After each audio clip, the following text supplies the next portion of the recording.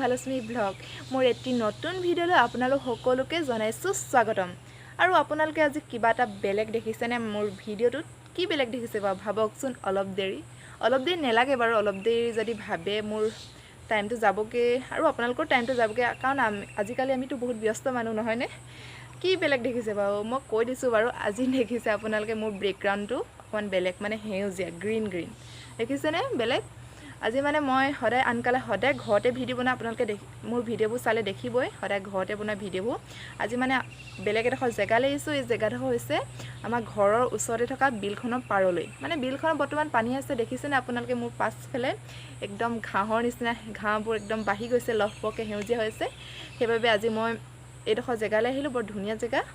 সেইবাবে ভিডিওটো এটা কথা বহুত কলো সেইকাৰণে এতিয়া ভিডিওটো আৰম্ভ কৰো বলক এতিয়া মোৰ ভিডিওটো আৰম্ভ কৰো আৰু ভিডিওটো স্কিপ নকৰাকৈ আপোনালোকে শেষলৈকে চাই বলক আমি সকলোৱে আমাৰ জীৱনত বহু ধৰণৰ মানুহ লগ পাওঁ কেতিয়াবা কিছুমান পৰিস্থিতি আমি ভাল মানুহক লগ পাওঁ আৰু কিছুমান পৰিস্থিতি আমি বহুতো বেয়া মানুহক লগ পাওঁ আপোনালোকে এই চাৰি প্ৰকাৰ মানুহৰ পৰা সদায় আঁতৰত থাকিব সেই চাৰি প্ৰকাৰ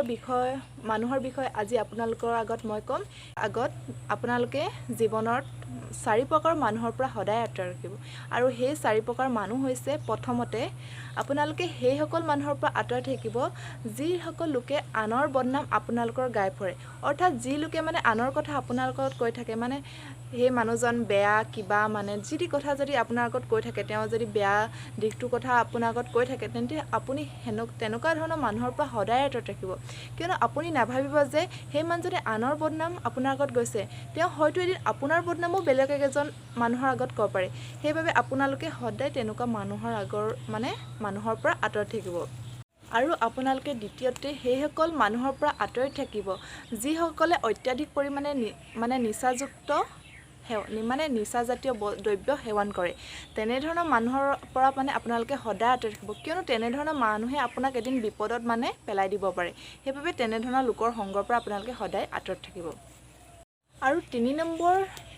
পইণ্টটো হৈছে আপোনালোকে সেই সকল মানুহৰ পৰা আঁতৰত থাকিব যিসকলৰ আয় কম কিন্তু তেওঁলোকে বেছি ব্যয় কৰে মানে আনক দেখাবলৈ যিজন মানুহে বেছি ব্যয় কৰে তেনে লোকৰ পৰা আপুনি সদায় আঁতৰত থাকিব নহলে আপুনিও তেওঁলোকত থাকি আপোনাৰ যিমানটো আয় তাতকৈ আপুনি বেছি ব্যয় কৰিব ব্যয় কৰাৰ ফলত আপোনাৰ ঢেৰ প্ৰব্লেম হ'ব পাৰে সেইকাৰণে আপোনালোকে তেনেকুৱা মানুহৰ পৰা সদায় আঁতৰত থাকিব আৰু শেষত আপোনালোকে যিসকল লোকে মিছা কথা কয়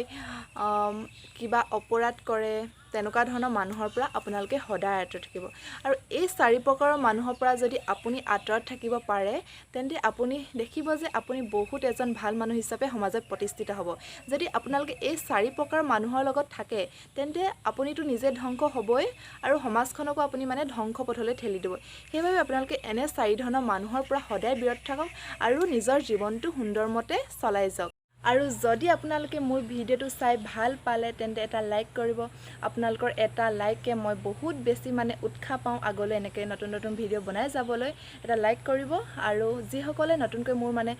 ভিডিওবোৰ চাব তেওঁলোকে প্লিজ মোৰ চেনেলটো সাবস্ক্ৰাইব কৰি থৈ যাব তেতিয়াহে মোৰ ভিডিওবোৰ এনেকৈ আগলৈ পাই থাকিব আৰুনো কি ক'ম আজিলৈ ভিডিওটো ইমানখিনিতে সামৰিছোঁ বাই বাই আপোনালোকে সুখী থাকক সদায় হাঁহি থাকক